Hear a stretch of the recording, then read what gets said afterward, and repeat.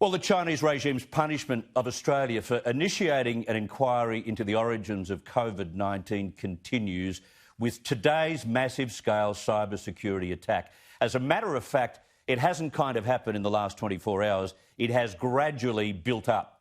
And I'll get to the details of what we know about the state-based strike shortly, and we'll hear from intelligence expert Peter Jennings as well. But have no doubt this is the work of the Chinese government or agencies acting for the Chinese government. Their intent is clear and they have massive form for this kind of behaviour. Now, if you go back to 2009, the Chinese hacked a film festival in Melbourne because it featured an exiled Uyghur leader. How dare we? That was followed by hits on the major miners in this country as they protested the sentencing of Rio Tinto executive Stern Hu. Remember how Chinese hackers stole blueprints of our ASIO headquarters?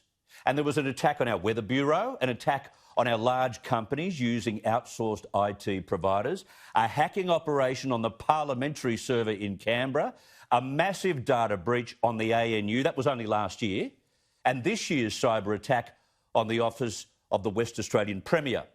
This is what they do. And I can remember living in Beijing in 1999, working in radio there, such early days for the internet, 1999. But whenever China copped a bad rap in any media around the world, whether it was CNN or maybe one of the American papers, the Chinese internet back then would slow to snail's pace. And there were walls against any offending media, no access to CNN, no access to the New York Times. You'd have to think that when the Prime Minister was asked today which country was responsible, he knew exactly who was behind this. The threshold for public attribution on a technical level is extremely high.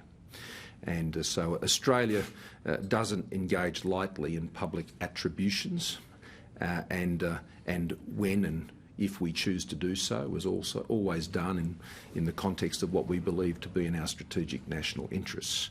What I simply can confirm is there are not a large number of state-based actors that can engage in this type of activity, and it is clear based on the advice that we have received that this has been done by a state-based actor with very, very significant capabilities. He definitely knows. Of course he knows.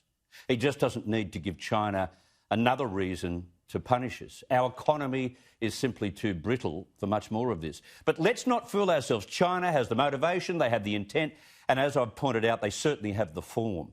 And what all of this punishment proves is that they are also the world's biggest sooks.